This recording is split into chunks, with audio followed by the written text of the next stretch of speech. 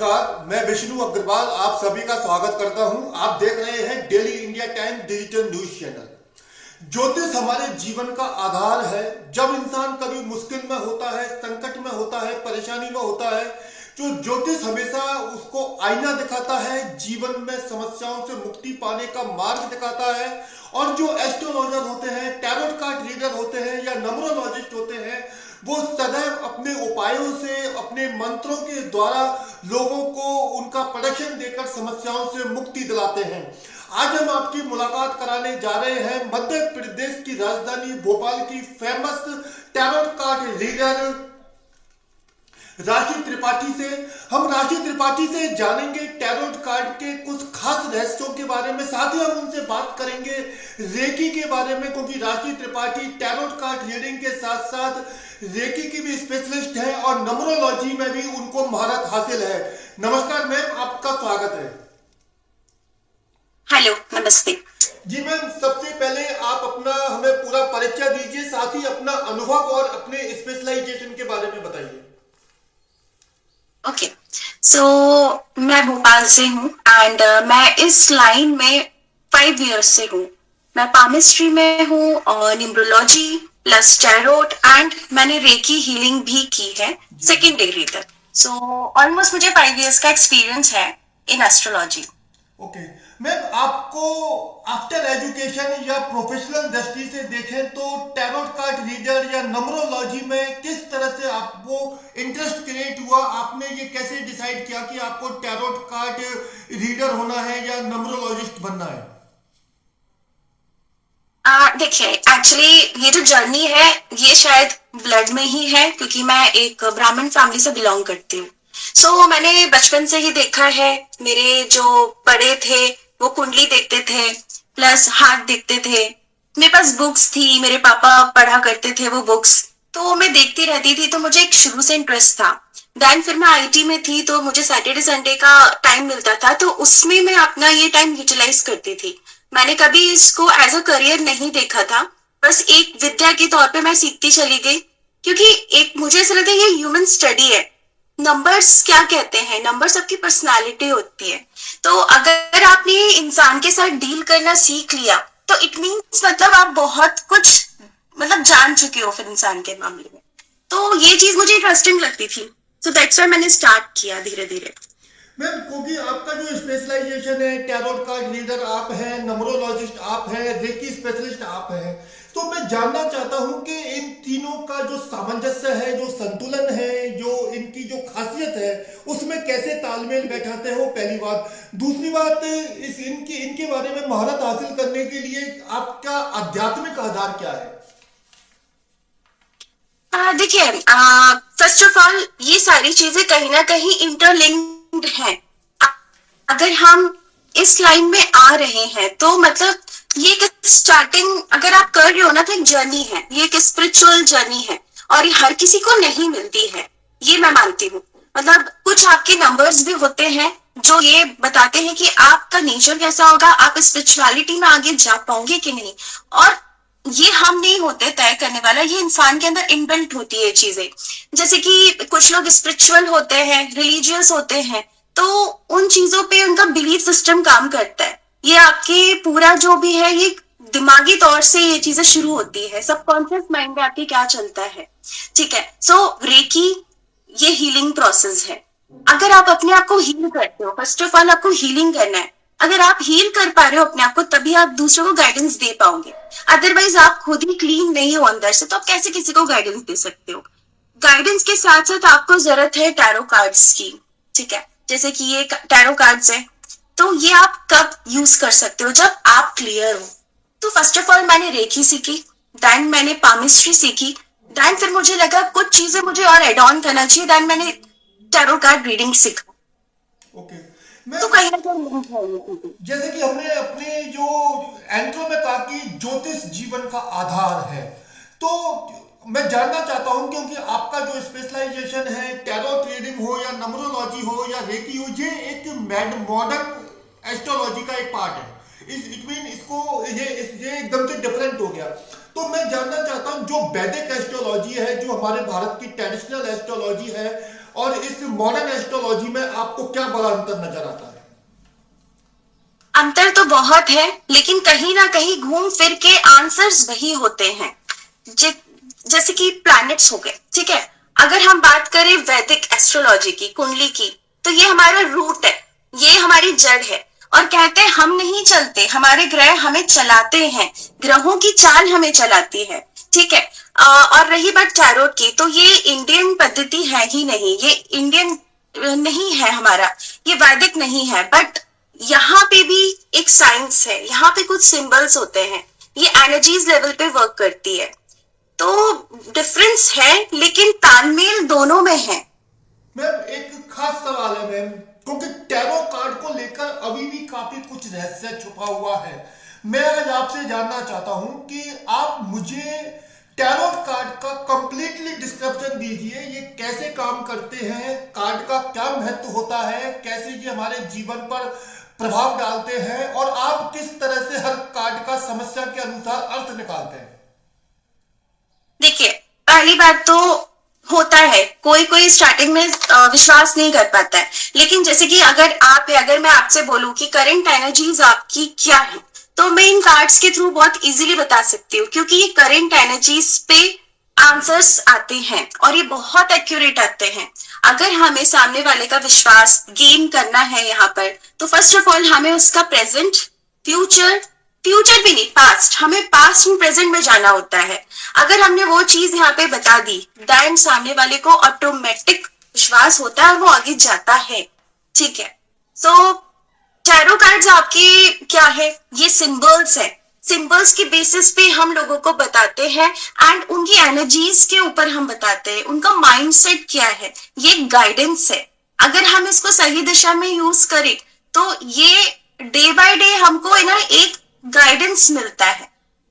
Okay ma'am, आप जब कोई भी व्यक्ति आपके पास आता है, तो मैं फिर आपसे एक सवाल रिपीट कर रहा हूं कि आप जैसे 78 जो कार्ड होते हैं, तो आप जैसे कोई भी फाइनेंशियल प्रॉब्लम हो, किसी की मेडिकल प्रॉब्लम हो या रिलेशनशिप में प्रॉब्लम हो, तो आप जैसे कार्ड का मुझे एक एग्जांपल बताइए कि उससे कैसे इंडिकेट लेते हो, किस एनर्जी से आप या किसी शक्ति के द्वारा आपको मैसेज आता है, कैसे परख करते हो, मुझे एक उदाहरण देके बताइए मैम। देखिए, जैसे कि मेरे पास ये कार्ड्स, ठीक है। अब आप मेरे सामने वर्चुअली हो, आप मेरे सामने इन पर्सन अभी नहीं हो, सो मैं आपकी एनर्जी ट्रैक करूंगी, ओके। देन आपका क्वेश्चन है हेल्थ का, ठीक है। हेल्थ के रिगार्डिंग मैं क्वेश्चंस पिक करूंगी एंड यहां से फिर मैं आपको गाइडेंस दूंगी, और वो गाइडेंस रेजोनेट होता है, 101% रेजोनेट होता है, ठीक है। सो अगर मेरे पास कोई भी क्लाइंट आता है, फर्स्ट ऑफ ऑल मैं कोशिश करती हूँ पॉजिटिव होके ही जाए, भले ही मुझे बहुत सारी चीजें दिख रही होंगी उसकी नेगेटिव, बट मेरा काम सिर्फ रीडिंग लेना नहीं है, मुझे प्रेडिक्शंस नहीं देना है, मुझे सामने वाले को समझ के उसको, मेरा काम है कि वो मेरे पास से पॉजिटिव होके जाए, ठीक है। क्योंकि लाइफ में प्रॉब्लम्स रहती हैं और ये एक तरीके का वही गाइडेंस है। टैरो कार्ड्स क्या होते हैं, मतलब ये अभी के एफर्ट्स, आपके कुछ एफर्ट्स, अभी की एनर्जीज, देन ये सब कैलकुलेट होके आपके आगे की चाल बताता है कि आपके आगे की चीजें कैसे बदल सकती है, ठीक है। मैम अभी आपने एक शब्द इस्तेमाल किया, रेजोनेट। हमने कई टैरो रीडर्स को देखा है जो ऑनलाइन अपने प्रोडक्शन देते हैं, वो कहते हैं कि हम एक जनरली रीडिंग कर रहे हैं, अगर आपके साथ रेजोनेट होता है तो आप इस रीडिंग को देखिए, नहीं तो अवॉइड कर दीजिए। मैम ये रेजोनेट होना, अगर मान लीजिए 100 लोग अगर आपका प्रोग्राम देख रहे हैं, मान लीजिए किसी जनरल टैरो रीडर का, तो 100 में से 25, 50 या 10 लोगों को तो डेफिनेटली कोई प्रॉब्लम के अनुसार रेजोनेट होता है। तो इसका डिस्क्रिप्शन भी मुझे बताइए। देखिए, होता क्या है ना, जब हम यूनिवर्स से कनेक्ट हैं, ठीक है, जब हम यहाँ पे एनर्जी स्टैक करते हैं, तो अभी मैंने आपकी एनर्जी स्टैक करी, आपका नाम लेके, डेट ऑफ बर्थ लेके, करंट लोकेशन लेके, लेकिन जब मैं ऐसे फेसबुक पे हूँ या इंस्टा पे हूँ, किसी भी सोशल मीडिया पे हूँ, तो मैं यूनिवर्स से कनेक्ट हूँ, उन सभी ऑडियंस से कनेक्ट हूँ, ठीक है। तो मैं यहाँ पे अगर मैं टैपिंग भी करूंगी तो मैं किसी पर्सन का नाम लेके नहीं करूंगी, ओके। सो बात ये है कि जो कलेक्टिव रीडिंग होती है वो ऑलमोस्ट सब तक जाती है, एंड रेजोनेट होता है। रेजोनेट मीन्स मतलब कहीं ना कहीं आपको खुद मिल जाएंगे, कुछ क्लूज मिल जाते हैं टैरोट के थ्रू। ओके। तो ये बहुत पावरफुल है। और जब हम आंसर्स देते हैं तो कहीं ना कहीं हम नहीं देते हैं, ये कुछ एंजल्स होती हैं। मतलब आप बिलीव करेंगे कि हम, अगर आप मुझसे फाइनेंस का पूछ रहे हैं तो पेंटिकल्स ही निकलेंगे, अगर आप एक्शन टेकिंग का पूछ रहे हैं तो स्वॉर्ड्स ही निकलेंगे। सो ये होता है, ये कहीं ना कहीं कुछ शक्ति है जो हमें रिप्लाई देती है। मैम जैसे अभी आपने पेंटिकल्स के बारे में बताया, मैम अक्सर हम ये नाम काफी सुनते हैं जब भी हम कभी कोई प्रोग्राम देख रहे होते हैं या हम अदर कोई इंट्रोड्यूस करते हैं टैरोट रीडर के, तो पेंटिकल्स कार्ड का नाम कई बार आता है। मुझे इसका रहस्य बताइए आप। देखिए, होता क्या है कि टैरोट में बहुत सारी चीज होती है, जैसे कि पेंटिकल्स, स्वॉर्ड्स, वॉन्ड्स, ठीक है, कप्स। तो ये जो पेंटिकल्स होता है कहीं ना कहीं अर्थ एलिमेंट है और ये दर्शाता है मनी, फाइनेंस, ठीक है। तो जब आप रीडिंग लेने जाते हो तो ये आपके ऊपर डिपेंड करता है किस टाइप के क्वेश्चंस पूछो, उसी हिसाब से आपको आते हैं रिप्लाई। अब पेंटिकल्स आ रहा है तो इसमें भी बहुत सारे कार्ड्स होते हैं, ठीक है। तो एक एक कार्ड्स के मायने अलग होते हैं। पेंटिकल्स में भी बहुत सारी चीजें देखनी होती है हमें, सारे कार्ड्स के मायने अलग होते हैं क्वेश्चंस के अकॉर्डिंग। मैम एक खास सवाल है आपसे कि जो मैंने अपने अब तक के एक प्रोफेशनल एक्सपीरियंस से टैरोट कार्ड रीडिंग के बारे में जाना है कि टैरोट कार्ड रीडिंग में जो आप देखा जाता है अक्सर जो मैक्सिमम जो, क्योंकि एक अलग डिफरेंट एक स्पेसिफिक सोसाइटी के जो लोग होते हैं वो टैरोट रीडर के पास आते हैं। तो मैम ये ट्विन फ्लेम जो कपल का रहस्य है, ट्विन फ्लेम कपल जो पूर्व जन्म से और इस जन्म का, इस गुत्थी को भी आप सुलझाइए कि बात इज ट्विन फ्लेम कपल और टैरोट इसको कैसे डिफाइन करता है।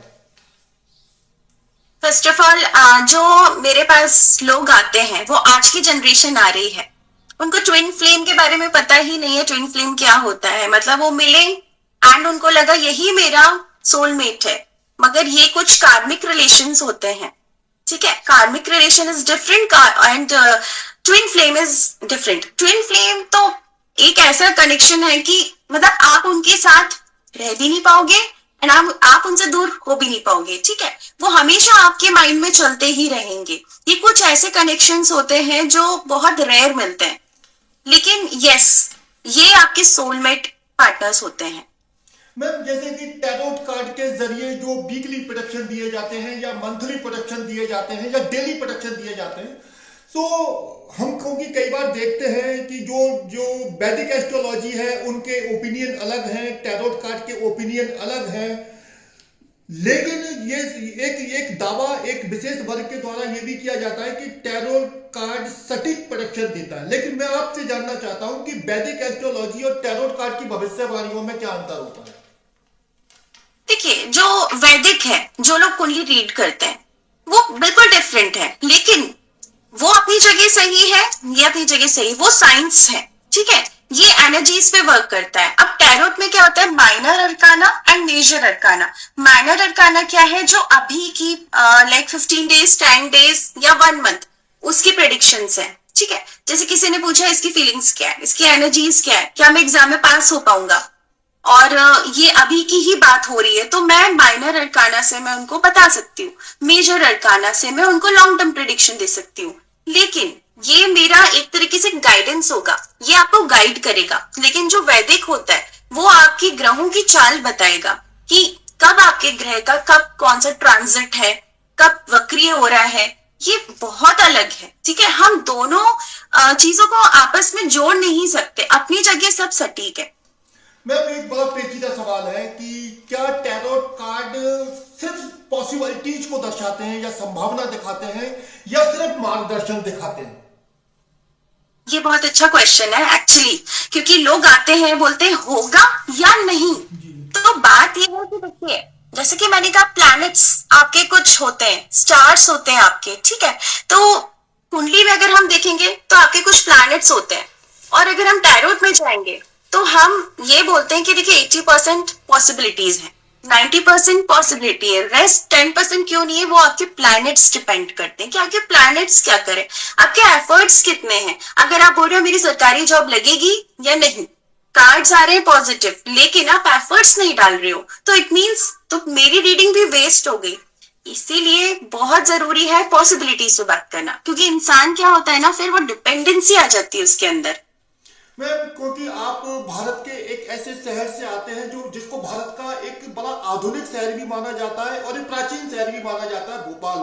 पूरे भारत में भोपाल की एक अलग पहचान है। तो आपके पास जो लोकलिटी से ज्यादातर जो क्लाइंट आपके पास आते हैं वो मैक्सिमम किस तरह की प्रॉब्लम लेकर आते हैं आपके पास? मैक्सिमम आते हैं लव लाइफ को लेके। हेल्थ की इतनी नहीं है किसी को, बस लव लाइफ, फाइनेंस, करियर, सबसे ज्यादा लव लाइफ से पीड़ित लोग आते हैं। मैम, ये लव लाइफ से जुड़ा हुआ मेरा दूसरा सवाल है कि मैम आजकल जो हमारी जो यंगर जो चाहे गर्ल्स हो बॉयज हो कोई भी हो, जो लव लाइफ को लेकर मैक्सिमम जो युवा पीढ़ी है वो आज की डेट में सबसे ज्यादा पजल्ड है और डिप्रेशन की भी शिकार है।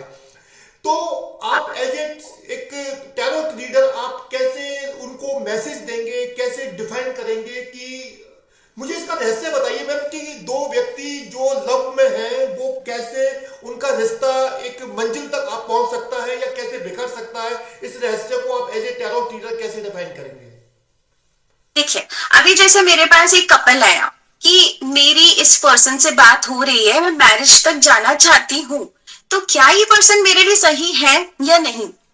तो यहाँ से एक आपको एक मिल जाएगा गाइडेंस कि हाँ, ये पर्सन कहीं ना कहीं कमिटमेंट में आपके लिए प्रॉब्लम क्रिएट कर सकता है। अब न्यूमरोलॉजी को हम यहाँ पे बीच में ला सकते हैं, कैसे? डेट ऑफ बर्थ हम उसका देखेंगे, हम इनका भी डेट ऑफ बर्थ देखेंगे। अगर दोनों एंटी हो रहे हैं तो बहुत ज्यादा चांसेस है कि मैरिज हो भी गई तो आगे जाके कॉम्पैटिबिलिटी वाइज इनकी नहीं जम पाएगी। ठीक है, तो यहाँ से हम इनको एक पूरा फिगर आउट दे देते हैं कि ये चीज हो जाएगी, मगर पॉसिबिलिटीज ये है कि आपकी जम नहीं पाएगी। तो यहाँ पे ना अगर इंसान बहुत करेक्टली अगर चले इसके हिसाब से, तो उसकी मैरिड लाइफ अच्छी भी हो सकती है, बच सकता है, वो काफी प्रॉब्लम से बच सकता है। तो यहाँ हम गाइडेंस जो दे रहे हैं ना, तो वो बहुत मायने रखता है, इंसान अपने मन तक उतारे तो ऐसे रिलेशंस बच भी सकते हैं लोगों के। और रही बात एंजाइटी वाले जो लोग आते हैं, तो वहां पे सिर्फ गाइडेंस से काम नहीं चलता है, आपको काउंसिल करना पड़ता है, क्योंकि वो आपकी प्रॉब्लम अपने प्रॉब्लम्स लेकर आ रहे हैं। तो हमारा पूरा फर्ज बनता है कि हम उनको एक अच्छा काउंसिल करें, क्योंकि हम तो देख पा रहे हैं कार्ड्स के थ्रू कि वो पर्सन इनके लिए सही है या नहीं। मैम, अभी आपने नंबर्स की बात की तो मैं बीच में एक अलग सेक्टर में नंबरोलॉजी पर लेके आना चाहता हूं आपको। मैम, मैं नंबरोलॉजी में जो 4 नंबर है उसको बड़ा ही एक विस्फोटक नंबर माना जाता है, दूसरी तरफ एक 7 नंबर है उसको स्पिरिचुअल नंबर माना जाता है। इन दोनों के कॉम्बिनेशन पर आपका क्या विचार है मैम? बिल्कुल, 4, मैं भी 4 की ही हूँ, सो मैं बहुत अच्छे से आपको डिफाइन कर सकती हूँ। 4 होता है राहु एंड 7 होता है केतु। ठीक है, सो 4 वाले लोग क्या होते हैं, इंटेलिजेंट, मगर इसको हमेशा लोग थोड़ा नेगेटिव ले जाते हैं। नेगेटिव इसलिए ले जाते हैं क्योंकि ये हमेशा दिमाग से चलता है, ये प्रैक्टिकल वर्ल्ड में जीता है। लेकिन ट्रुथ ये है कि आज के वर्ल्ड में जब राहु काल में हम जी रहे हैं, तो यहाँ पे इंसान को प्रैक्टिकली होना बहुत ज्यादा जरूरत है। लेकिन अगर 7 वाला पर्सन भी उसको मिल जाता है, तो वो सिखाता है कि वो 4 एंड 7 एक दूसरे को कंप्लीट करते हैं। तो वो 7 भी सिखाता है कि नहीं, प्रैक्टिकलिटी की तरफ मत जाओ, थोड़ा स्पिरिचुअलिटी की तरफ भी जाओ। तो नंबर्स बहुत वर्क करते हैं। अगर जैसे कोई सामने वाला 4 वाला है और अगर उसको 7 वाला मिल गया, तो वो एक दूसरे को कंप्लीट कर देंगे। तो ये कुछ फेवरेबल नॉन फेवरेबल नंबर्स होते हैं जो इफेक्ट करते हैं आपकी डे टू डे लाइफ में। जो प्रेजेंट ईयर है 2026, इसके जो जो टोटल नंबर है वो सिंगल 1 नंबर आता है। सूर्य भगवान का रिप्रेजेंट करते हैं, भगवान सूर्य का साल है ये। पिछला साल हमने देखा था 2025 भारत के लिए काफी मुश्किल भरा साबित हुआ था। तो एज ए नंबरोलॉजिस्ट आपको क्या लगता है ये साल भारत देश के लिए कैसा साबित होगा, या पिछले साल की तरह घटना दुर्घटना आतंकवादी घटनाएं लगातार जारी रहेंगी? देखिए, ये साल फिर भी ठीक है इंडिया के लिए, या अगर हम वर्ल्ड के लिए बात करें तो, क्योंकि 2026 इज 1 सूर्य का नंबर है। तो यहाँ पे ऐसे बहुत सी चीजें जो जिन लोगों ने अपनी लास्ट ईयर सपोर्ट किया है काफी, जैसे किसी ने अपनी गवर्नमेंट जॉब के लिए बहुत ज्यादा प्रॉब्लम फेस किया होगा, सो इस साल उनको मिल सकता है, मगर इट डजेंट मीन कि सबको मिल जाएगी सरकारी नौकरी, सबकी शादी हो जाएगी। यहाँ पे भी फर्क पड़ता है कि आप आपका क्या है, नंबर्स क्या है, आप 2 वाले, 6 वाले, 7 वाले, डिपेंड करता है। अब रही बात इंडिया की, तो इस साल इतना चांसेस नहीं है कि वर्ल्ड वॉर होगा, क्योंकि वो मंगल का साल था। तो मंगल का साल तो तबाही लाता ही है, मगर ये साल काफी उम्मीद वाला है, ग्रो करने का साल है। तो इस साल मुझे लगता है कि हमारा जो भारत है काफी ग्रोथ की तरफ जाएगा। मैम, अब हम आपसे नंबर्स के बारे में मैं ये जानना चाहता हूँ 2026 के लिए कि ऐसे कौन से प्रमुख नंबर होंगे 1 से 9 तक जो इस साल राशि वाइज मैं जानना चाहता हूँ, जिनकी राशि और नंबर मेल करते हैं, कि ऐसे कौन से नंबर होंगे जिनके लोग इस साल काफी जीवन में सुख समृद्धि धन प्राप्त होगा, हेल्थ अच्छी रहेगी। देखिए, फर्स्ट ऑफ ऑल जैसे कि 2026 सूर्य, तो अगर कोई जातक है 1 वाला, ठीक है, तो उसके लिए ये साल अच्छा होगा। अगर वो अपने काम में थोड़ा सा और एफर्ट्स डाल देगा, तो वो अपनी जो भी चीजों में चाह रहा है, एफर्ट्स डाल रहा है, वो मीट कर जाएगा। ठीक है, तो ये रही उसकी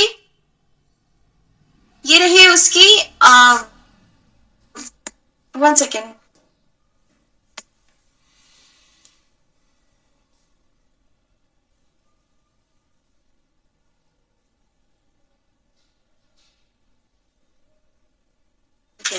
हाँ, सो जैसे कि 1 वाले हैं जो, ये सूर्य का साल है, और जो 1 वाले जातक होंगे उनके लिए ये साल काफी अच्छा होगा। अगर वो अपनी किसी भी चीज की तैयारी करें, लाइक सरकारी नौकरी या कोई न्यू जॉब की उनको उम्मीद है, तो ये साल उनके लिए अच्छा होगा। ठीक है, एंड बात करें हम 2 की, तो 2 वालों के लिए भी अच्छा इसलिए होगा क्योंकि 1 एंड 2 का जो कंपैटिबिलिटी वाइज है, ये दोनों एक दूसरे के काफी फेवरेबल है। ओके, सो 2 वालों के लिए भी ये काफी अच्छा होगा। हाँ, लेकिन अगर हम रिलेशंस की बात करें, तो रिलेशन वाइज थोड़ा सा ध्यान रखना पड़ेगा इनको, क्योंकि रूलिंग प्लैनेट है वो, और ये जो साल है ये भी थोड़ा सा तेज, एकदम एक नई ऊर्जा वाला है। तो रिलेशनशिप वाइज कहीं ना कहीं ध्यान रख के चलना पड़ेगा, अदरवाइज हो सकता है थोड़ी सी लड़ाई वड़ाई, एग्रेशन हो सकते हैं। 3 नंबर वाले के लिए भी ठीक है, ये साल सही रहेगा, वेल अलाइंड रहेगा। 4 वालों के लिए थोड़ा सा हेल्थ वाइज प्रॉब्लमेटिक हो सकता है, बट अगर हम बात करें करियर की, तो यहाँ पे करियर वाइज उनके लिए अच्छा होगा। रिलेशनशिप वाइज जरूर थोड़ा सा प्रॉब्लम्स हो सकती है, सो अवॉइड करना है कुछ चीजों को, और कुछ रेमेडीज करके चलते रहना चाहिए। इस साल जैसे लोगों के लिए एक अच्छी रेमेडी हो सकती है, वो ये है कि वो सूर्य को जल चढ़ाएं या सूर्य नमस्कार करें। जब जल चढ़ाएं तो थोड़ा सा हल्दी ऐड करके फिर सूर्य को जल चढ़ाएं। तो ये कुछ एक रेमेडीज करना चाहिए अगर हम चाहते हैं, कुछ हमारी ऐसी चीजें हैं। ओके, इसके अलावा जो मैं चाहूंगा कि आप आगे के नंबर्स के लिए भी बताएं हमें, 5, 6, 7, 8, 9 तक मैम। हाँ जी, सो अब हम आते हैं 5 से लेके 9 की तरफ। तो 5 एक ऐसा नंबर है जो बैलेंसिंग वाला है, ये हर महीने में बैलेंस हो जाता है, इसका कोई नॉन फेवरेबल नंबर नहीं है। मतलब ये 1 के साथ भी ओके है, ये 2 के साथ भी ओके है। 5 वालों के लिए साल अच्छा है, लेकिन क्योंकि 5 वाले कहीं ना कहीं थोड़ा लेजीनेस उनके अंदर आ जाती है, सो उनको इस साल लेजीनेस नहीं दिखानी है और फुल फ्लैश में आके अपना काम करना है। ठीक है, एंड 6 है लग्जरी का नंबर, सो 6 वालों के लिए भी ये जो साल है सूर्य का, थोड़ा रिलेशनशिप वाइज है, स्ट्रगल वाला हो सकता है। ओके, एंड 7 वालों के लिए, 7 के लिए भी ये एक ऐसा साल है कि अगर वो स्पिरिचुअलिटी में आगे जाना चाहते हैं तो उनके लिए ये बहुत अच्छा साल होना चाहिए। रिलेशन वाइज इनके लिए सही रहेगा। 8 वाले के लिए सबसे ज्यादा स्ट्रगलिंग रहेगा ये, क्योंकि शनि एंड सूर्य ये दोनों आपस में एंटी हैं। ठीक है, सो प्रॉब्लम यहाँ पे इनके साथ आ सकती है, इनको नए काम नहीं अपने उठाने हैं इनके लिए, कि ये मेरा एक गाइडेंस या सजेशन हो सकता है, नए काम शुरू ना करें। सेम विद 9 वालों के लिए भी रिलेशन वाइज प्रॉब्लम्स हो सकती है, बट करियर वाइज ये अपना काफी ग्रोथ कर सकते हैं।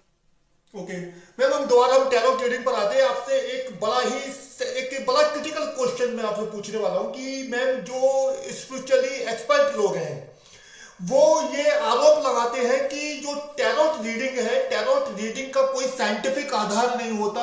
वो इसको डायरेक्ट इनडायरेक्ट कहीं ना कहीं भ्रम से जोड़ते हैं, अंधविश्वास से जोड़ते हैं। आपको क्या लगता है इसमें कितनी सत्यता है? क्योंकि उनको पता नहीं है। एक्चुअली मुझे ऐसा लगता है कि अगर आपको किसी चीज के बारे में जानना है तो आपको डीप डाउन जाना पड़ता है। ओके, सो यहाँ पे टैरो में एक सबसे अच्छी चीज क्या है कि एक कार्ड में बहुत सारी चीजें छिपी होती हैं, ठीक है। उसमें बहुत सारे सिंबल्स होते हैं, वो एक एक सिंबल की एक स्टडी होती है। ओके, जैसे कि आप देख रहे हैं इसमें स्वॉर्ड है, ओके, माउंटेन्स है, तो ये सबका एक मीनिंग होता है। और अगर आप इसको अंधविश्वास से जोड़ रहे हैं तो वो आप तब जोड़ रहे हैं जब आप ऐसे पर्सन के पास चले गए जहां पे आपकी सारी रीडिंग्स गलत हो गई, सारे प्रेडिक्शंस गलत हो गए। तो ये सब विश्वास के ऊपर डिपेंड करता है। आप सही इंसान के पास जाओगे, आपको सही प्रेडिक्शंस मिलेंगी, तो आप ऑटोमेटिक विश्वास करोगे। मैम, इसकी टैरोट कार्ड को लेकर ही हमारा एक आपसे दूसरा सवाल है कि जो ये आरोप भी लगाया जाता है कि जो मैक्सिमम टैरोट कार्ड रीडर होते हैं वो सामने वाले की जो सवाल जो व्यक्ति पूछ रहा है उसकी मानसिकता के अकॉर्डिंग प्रोडक्शन देते हैं। क्या ये सही बात है? ये मिला जुला मैं रिप्लाई दूंगी आपको इस पे, क्योंकि मुझे सामने वाले का माइंडसेट मुझे जानना होगा, वो पर्सन किस माइंडसेट से मेरे पास आया है, ठीक है। और सबसे पहली बात, डिटेल्स परफेक्ट होनी चाहिए। लोग टेस्ट के लिए अगर आते हैं, आपको टेस्ट करने के लिए आते हैं, गलत डिटेल्स के साथ आते हैं, कार्ड्स आपको कभी प्रॉपर रिप्लाई नहीं देंगे। ये इंडिकेशंस देते हैं कि ये पर्सन जो बोल रहा है ये सही नहीं है, ये इंडिकेशंस भी हमको मिलते हैं, मगर हमारा काम है हमको आपको पॉजिटिव करके ही जाना है।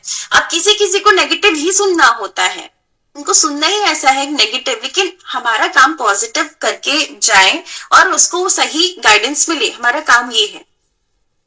एनर्जीज लेवल पर ही टैरो काम करता है। अगर आपकी एनर्जी जैसी है वैसे ही आपको आंसर करेगा। मैम, अगर कोई एक व्यक्ति मान लीजिए आपको कोई वो टैरोट रीडर को टेस्ट करना चाहता है, मान के चलिए एग्जांपल के लिए, अगर एक व्यक्ति अपनी किसी एक प्रॉब्लम को लेकर 2 या 3 टैरोट कार्ड रीडर के पास जाता है, तो मैम एनर्जी सभी के लिए एक साथ काम करनी चाहिए ना, लेकिन वो तीनों टैरोट कार्ड रीडर फिर एक व्यक्ति के लिए एक प्रॉब्लम का तीन तरह से एडवाइस क्यों करते हैं? वो होता क्या है कि कई बार हम है ना इतने पजल्ड हो जाते हैं कि हम हर जगह जाके दरवाजे खटखटाते हैं, ठीक है। अब सबकी विद्या अलग है, मैं किसी की विद्या पे क्वेश्चन नहीं कर सकती, बट मैं अपना जानती हूँ। मेरे पास भी ऐसे लोग आते हैं कि मैम आपने ये बताया, उन्होंने वो बताया, तो मैं उनकी विद्या पे क्वेश्चन नहीं कर सकती। हो सकता है उन्होंने वो चीज पढ़ी नहीं हो वैसी, ठीक है, मगर कार्ड्स को रीड करने का तरीका अगर आपका सही होगा तो ऐसे भी क्लाइंट आएंगे जो बोलेंगे मैम मेरे पास भी यही रिप्लाई था, आपके पास भी वही रिप्लाई था, सबके पास एक ही रिप्लाई आते हैं। तो आपकी नॉलेज यहाँ पे बहुत ज्यादा मायने रखती है, और वो किसी भी चीज में मायने रखती है, आपकी नॉलेज। मैम, हम देखते हैं कि आजकल हमारे देश में, भारत में जो टैरोट कार्ड रीडिंग का जो चलन है वो काफी तेजी से बढ़ रहा है। सोशल मीडिया पूरा पटा पड़ा है, इंटरनेट पर काफी सारी मटेरियल अवेलेबल है। तो क्या मैम ये मान लिया जाए कि लोगों के अंदर असुरक्षा है, लोगों के अंदर डर है, जिसकी वजह से टैरोट कार्ड रीडिंग का चलन बढ़ रहा है? एक्चुअली क्या होता है ना, लोग है ना एक ट्रेंड पे चलते हैं, ठीक है। मतलब एक वो होता है कि ये कर रहा है मैं भी कर लेता हूँ, बट वही चीज है फिर ऐसे ही लोग क्या होते हैं, पजल्ड होते हैं, क्योंकि हर कोई अगर हर काम करने लगेगा जिसको आता भी नहीं है, अगर वो ये काम कर रहा है तो फिर इंसान पजल्ड होता है। इस चीज के लिए प्रॉपर आपको पहले खुद की हीलिंग करनी चाहिए, मेडिटेशन करना चाहिए। ये इतना इजी काम नहीं होता है कि हर कोई इस जर्नी को शुरू नहीं कर सकता। अगर आप अर्निंग के लिए इस चीज को स्टार्ट कर रहे हो तो ये बहुत टाइम तक आपके हाथ में नहीं रहेगी, ये भी बहुत बड़ा सच है। मैम, अगर मान लीजिए आपके पास कोई क्लाइंट आया है और वो काफी सीवियर प्रॉब्लम में है, और अगर आप उनका कोई कार्ड निकालते हैं, आप उनका प्रोडक्शन करना चाहते हैं, लेकिन आपको उनके बारे में काफी सीवियर नेगेटिव सच अगर आपके सामने आ जाता है, तो उस वक्त कैसे मैनेज करते हो क्लाइंट को? या जो सच होता है उसको आप छुपा लेते हैं और उसको एक मैनिपुलेट करने की कोशिश करते हैं? देखिए, एस्ट्रोलॉजी का एक नियम है, आप किसी की डेथ प्रेडिक्ट नहीं कर सकते हो, ऐसे भी लोग आए हैं कि जो बिल्कुल ही ऐसी बीमारी से ग्रस्त हैं, कैंसर पेशेंट आए हैं, उन्होंने पूछा है कि क्या मेरी आगे लाइफ है, नहीं है। वो दिख रहा होता है कि नहीं है, मगर आप उनको कभी नेगेटिव नहीं बोल सकते हैं, क्योंकि हम भगवान से ऊपर है नहीं, ठीक है। सो कहीं ना कहीं हम सामने को नेगेटिव तो नहीं करेंगे, कुछ भी हो जाए हम उनको नेगेटिव नहीं करते, हम उसी में ही काउंसल करते हैं लोगों को, जिससे कि वो पॉजिटिव होके जाए, भले वो चीज ठीक हो नहीं हो। मैम अगर कोई व्यक्ति आपके पास आता है, मान लीजिए कि वो डिप्रेशन में है, सीवियर डिप्रेशन में है, वो आपसे सवाल करता है कि मैम क्या मैं आत्महत्या करना चाहता हूँ, मैं लाइफ से पजल हो चुका हूँ, कैसे मैनेज करते हो उस तरह की पोजीशन को, कैसे आप क्लाइंट को गाइड करते हो? आते हैं, बिल्कुल आते हैं। ऐसे लोग आते हैं कि बस अभी आधे घंटे बाद ही मैम अब सब कुछ खत्म। तो जब वो बोलते हैं, सबसे पहली बात आपको उनको सुनना है। गुड लिसनर होना बहुत बड़ी बात होती है, आपको सिर्फ बोलना नहीं, आपको सिर्फ सुनना भी आना चाहिए। ऐसे टाइम पे फर्स्ट ऑफ ऑल आप उनकी सुन लो, देन फिर आप उनको गाइड करो, ना कि उनको उस टाइम आपके कार्ड्स की जरूरत नहीं होती है, आपके वर्ड्स की जरूरत होती है। तो ये बहुत बड़ी बात है, आपको कैसे आप काउंसल कर रहे हो। मैंने वही कहा कि जो कहते हैं लोग कि आपका रिप्लाई अलग, उसका रिप्लाई अलग, क्योंकि आप सिर्फ कार्ड्स देख के बता रहे हो, लेकिन आपको काउंसल करना होता है। Counsel is a main part of tarot. Ma'am एक सक्सेसफुल टैरोट कार्ड रीडर होने के लिए क्या आध्यात्मिक होना जरूरी है, या किसी किसी एकेडमिक लेवल पर टैरोट कार्ड रीडिंग को सीखा जा सकता है?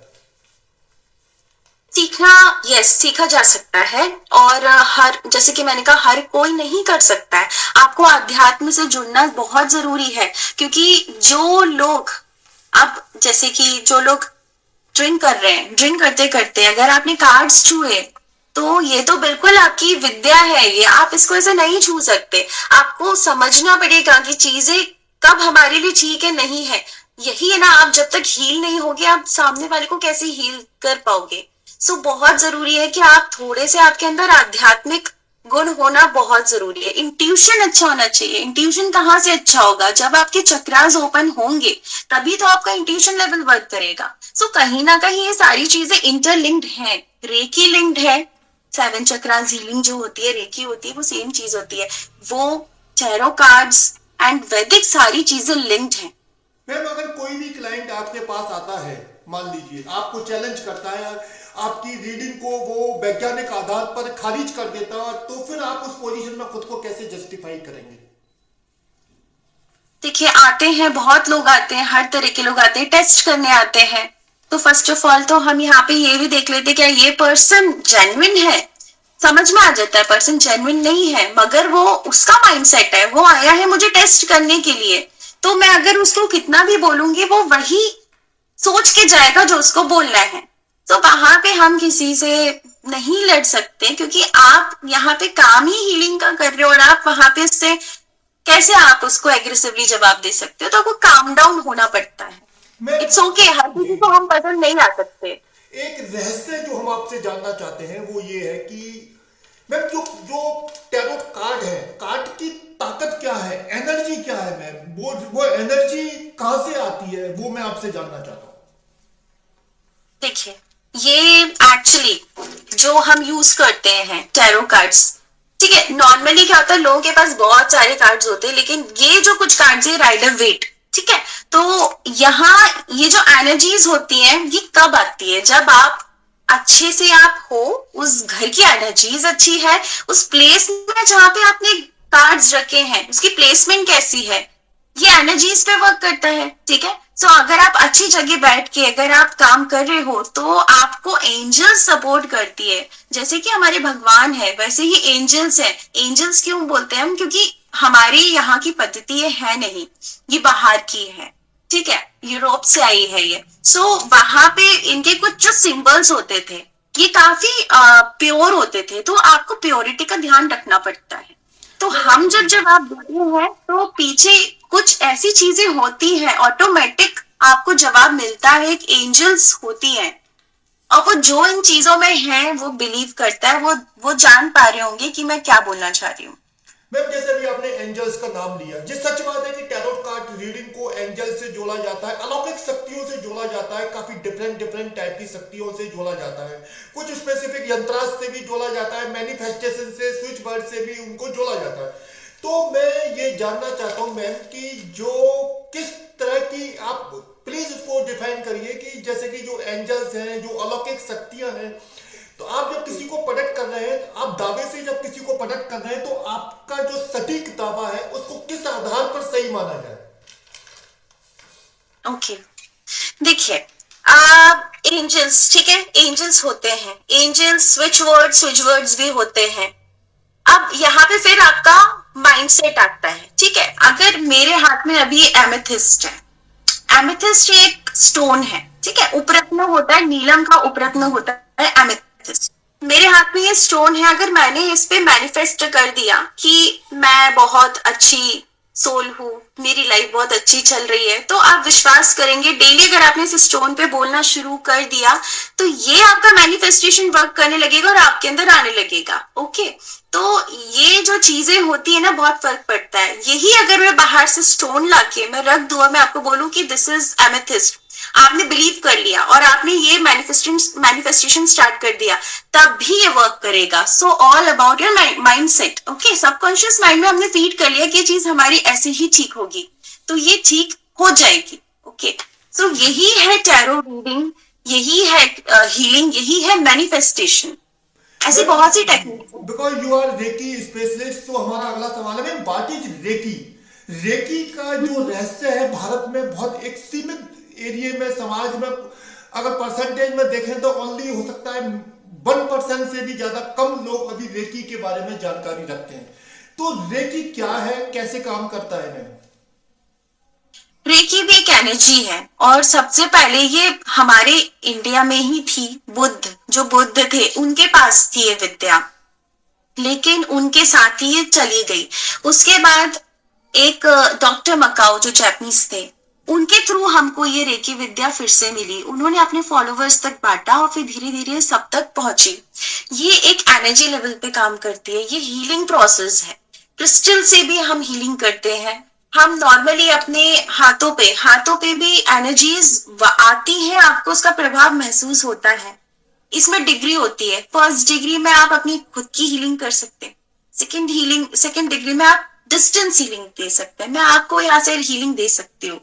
सो ये पूरा एनर्जी लेवल पे वर्क करता है। मैम अभी आपने काफी एक इम्पोर्टेंट बात बोली, हीलिंग की। जैसे आप कहीं से भी किसी को भी मतलब एनर्जेटिक हील कर सकते हो आप, तो मैम वो एनर्जी क्या है? मतलब हील मतलब इट मीन आप क्या सडन इंस्टेंट किसी को हील किया जा सकता है? तो प्रोसेस क्या होता है उसका? क्या कोई मंत्रों का प्रयोग होता है मैम? एक्चुअली इसमें सिंबल्स यूज होते हैं जो कि वो शेयर नहीं कर सकते हैं। वो काफी प्राइवेट सिंबल्स होते हैं जो हमारे गुरु होते हैं, जब अट्यून करते हैं वो हमको सिंबल्स देते हैं।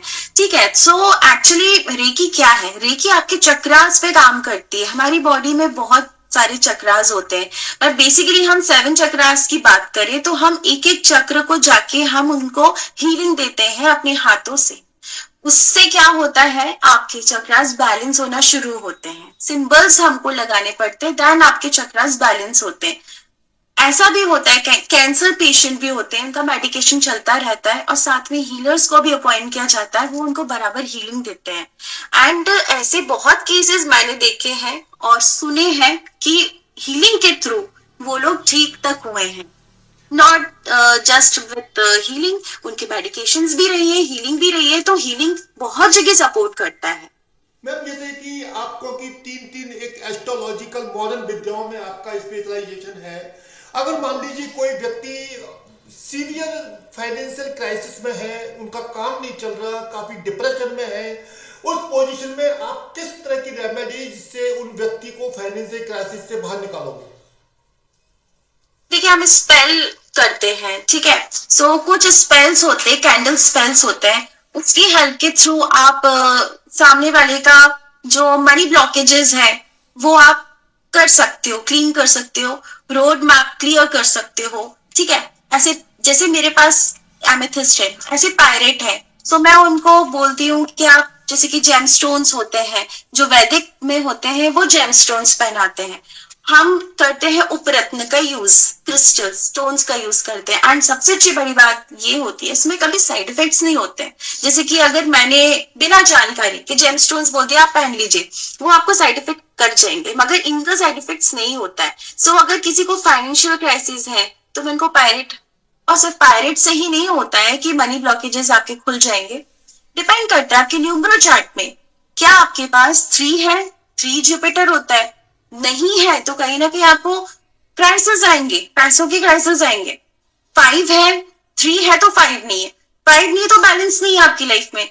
तो फिर एक कॉम्बिनेशन हम तैयार करते हैं, जैसे कि पायरेट, ये हो गया ग्रीन एवेंचुराइन। सो ऐसे हम कुछ कॉम्बिनेशन तैयार करते हैं और हम सामने वाले को बोलते हैं पहनिए। अगर वो नहीं पहन सकते तो फिर हम स्पेल करते हैं, मनी स्पेल होते हैं, लव स्पेल होते हैं ऐसे। मैम, हम आपसे लाइव एक आपसे हम दो या तीन हम आपसे कुछ ऐसे क्वेश्चन करना चाहते हैं। हम चाहते हैं कि कार्ड के जरिए आप उनका रिप्लाई दें। हम चाहते हैं कि भारत के लिए आप 3 से 4 कार्ड निकालें। भारत देश के लिए 2026 कैसा रहेगा? ओके, ठीक है।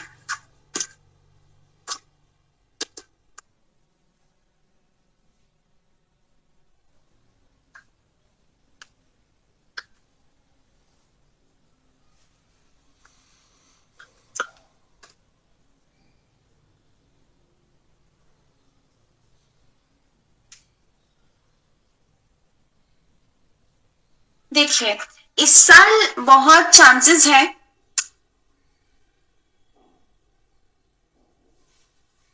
देखिए इस साल बहुत चांसेस हैं कि दूसरे देशों के साथ हमारे टर्म्स अच्छे होंगे। और एक और बड़ी बात है कि हमारे ही लोग हम पर थोड़ा सा प्रॉब्लम्स क्रिएट कर सकते हैं। आपसी जो मतभेद है या जातिवादी है, इनमें लड़ाइयां होना, ये चीज भी हो सकती है, ये होंगी। लेकिन हमारे दूसरे देशों के साथ रिलेशन सुधरेंगे, ठीक है। कुछ नए हमको प्रोजेक्ट्स मिल सकते हैं, नए प्रोजेक्ट्स मिलने की काफी संभावना है। ओके, ये सॉर्ड्स की एनर्जीज हैं। ओके, सो ये 3 चीजें मैं आपको देख के बता सकती हूँ कि लाइक कुछ फाइट्स जो अंदरूनी रहेंगी, इंडियंस आपस में ही लड़ेंगे, मगर बाहर के लोगों से हमारे काफी रिश्ते सुधरते हुए भी नजर आ रहे हैं। कुछ नई चीजों को भी मैं देख रही हूँ कि यहाँ पे नई चीजें भी हमको मिलेंगी। एग्रीकल्चर में हमारा थोड़ा सा चीजें इंप्रूव होती हुई नजर आ रही है ये साल। ये साल एग्रीकल्चर के लिए बहुत अच्छा है।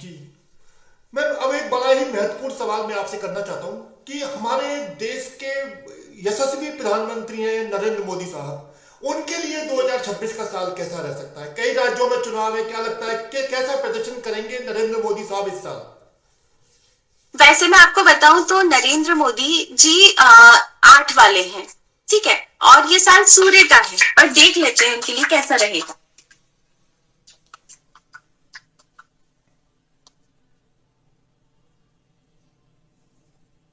ये साल उनके लिए फिर भी बहुत अच्छा रहेगा, मतलब मुझे बहुत अच्छा लग रहा है। मैं उनके नाम का कार्ड निकाल रही हूँ आज।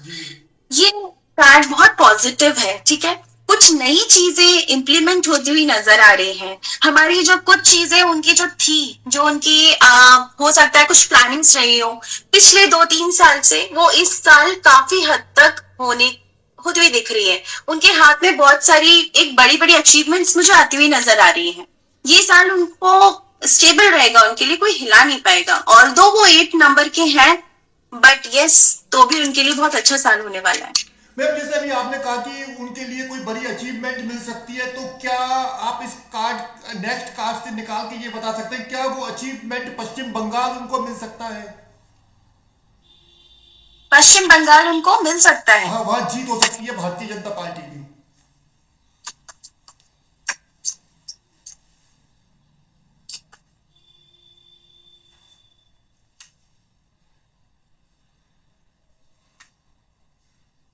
चांसेस है, चांसेस काफी है।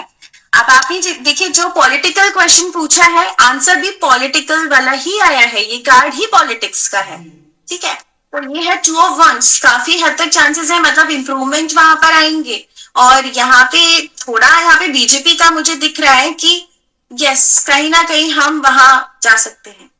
ओके मैम, अब मैं आपसे खास टिप्स चाहता हूं उन लोगों के लिए जो किसी भी तरह के एस्ट्रोलॉजी सिस्टम से दूर हैं, उनको जानकारी नहीं है, जनरल लोग हैं, आप एक तरह से सामान्य वर्ग से जो नीचे लोग होते हैं, उनके लिए मैं चाहता हूं कि क्योंकि आपने काफी सेंसिबल रिप्लाई दिए हैं सभी सवालों के, तो आप कुछ खास टिप्स दें भारत के उस समाज के लिए जो जो वंचित है किसी भी तरह की सकारात्मक आध्यात्मिक जानकारी से, कि वो किस तरह अपने जीवन को व्यवस्थित करें ताकि उनके जीवन में भी खुशियां आए। देखिए, मैं आपको सबसे पहले बताऊं कि हम इंडिया में बहुत सारे रिलीजन्स हैं, ठीक है, बहुत सारे कल्चर्स हैं, लेकिन लोग फिर भी फॉलो करते हैं। मेरे पास बहुत सारे ऐसे मेरे बहुत अच्छे मुस्लिम क्लाइंट्स हैं जो बहुत बिलीव करते हैं इन चीजों पे। तो सारी बात यह है, बिलीफ सिस्टम पे चीजें चलती हैं। ओके, तो मेरा यही कहना है कि थोड़ा सा अध्यात्म से तो जुड़ना चाहिए, क्योंकि ये हमारी रूट है। हम जो रिच हैं, हम अगर हम एग्रीकल्चर में हैं तो हम स्पिरिचुअलिटी में भी हैं, हमारे बहुत मॉरल्स रहे हैं, तो हमें वो चीजें भूलनी नहीं चाहिए। आजकल हम क्या कर रहे हैं कि अपनी चीजों को पीछे करके हम वेस्टर्न कल्चर की तरफ जा रहे हैं। बट मैं आपको बताऊं, वेस्टर्न कल्चर वाले जो लोग होते हैं वो ज्यादा फॉलो कर रहे हैं, तो हमें तो इन चीजों को आगे ले जाना चाहिए। मैं ये नहीं कहती हूँ कि आप उठते बैठते अपनी राशि देखो, कुंडली देखो, मत देखो, बट थोड़ा सा हमें अध्यात्म से जुड़ना चाहिए। जहां आप अध्यात्म से जुड़ोगे, आपका नजरिया बदलना शुरू हो जाएगा। मैं मेरा आपसे एक आखिरी सवाल है, क्योंकि because you are a woman, professional woman है आप एस्ट्रोलॉजी में। मैं आप वुमन पावर के लिए, वुमन हमारे भारतीय समाज में काफी क्षेत्रों में अभी भी वंचित हैं। 2026 में कई तरह के क्राइम वुमेन्स के साथ होते हैं, आपको पता होगा। क्या लगता है कभी आपके अंदर क्या विचार उठते हैं जब अखबारों में आप नेगेटिव अपराध से जुड़ी खबरें देखते हो, वुमन को लेकर, बच्चियों को लेकर, ओल्ड एज बच्चियों के साथ तक बड़े बड़े अपराध होते हैं, इसके बारे में क्या खास राय आपकी है?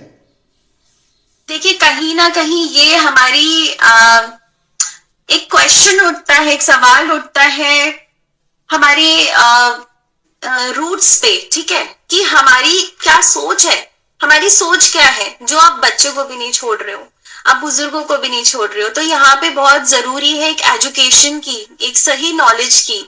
इंसान आज की डेट में इतना ज्यादा फास्ट लाइफ में चल रहा है, सिर्फ पैसा पैसा, और बहुत इजीली सारी चीजें अवेलेबल हैं आपको नेट पे, इंटरनेट पे हर चीज अवेलेबल है, आपको एक बटन दबाना है। लेकिन हम भूल गए, हम लोगों से कनेक्ट होना भूल गए। आज हम वर्चुअली बात कर रहे हैं, लेकिन ऐसे बहुत से लोग हैं जो बाहर नहीं निकलते, 1-to-1 कनेक्ट नहीं करते, ठीक है, और उनके पास कोई बड़ा बुजुर्ग नहीं है। मेरा ये सोचना है, इंसान को बच्चों के साथ भी रहना चाहिए, बुजुर्गों के साथ भी रहना चाहिए, और कुछ टाइम जानवरों के साथ भी निकालना चाहिए। इससे उसके अंदर इमोशंस डेवलप होते हैं। आप जब अपनी दुनिया में हो, आपको कोई अच्छा बुरा समझाने वाला कोई नहीं है। आप एक रूम में हो, कोई आपको अच्छा नहीं सुना रहा है, आपको कोई बुरा नहीं सुना रहा है, आप जो हो अपने उसके ओनर हो, ठीक है। मगर हम जब कनेक्ट करते हैं ना रियल वर्ल्ड में, तो हम सीखते हैं। तो अब ये डिपेंड करता है आप किस तरफ जा रहे हो, और वही हमारे लिए सोशल लाइफ में बहुत मैटर करती है कि हम बुजुर्गों के साथ कैसे हैं, हम बच्चियों के साथ कैसे हैं। यहाँ पे सुधार की तो बहुत ज्यादा जरूरत है, और वो सोशल कनेक्टिविटी से ही होगी। अच्छे कहते हैं ना, हम बच्चों को भी कहते हैं कि अच्छे लोगों में उठो बैठो, और ये भी कहते हैं कि एक बिगड़ने की एक उम्र होती है, टीनेजर, मगर मैं कहूंगी बिगड़ने की कोई उम्र नहीं होती है। आपको एक सही लोगों के साथ, एक सही सर्कल, स्पिरिचुअलिटी की बहुत जरूरत है कि आप जुड़े रहो उनसे, तब जाके आप थोड़ा सा इन चीजों में ग्रो कर पाओगे। आपने सुना भोपाल की फेमस टैरोट कार्ड रीडर राशि त्रिपाठी को। उन्होंने हमारे सभी सवालों के काफी बेबाक तरीके से, सेंसिबल एटीट्यूड के साथ, काफी करेजियस अंदाज में जवाब दिए।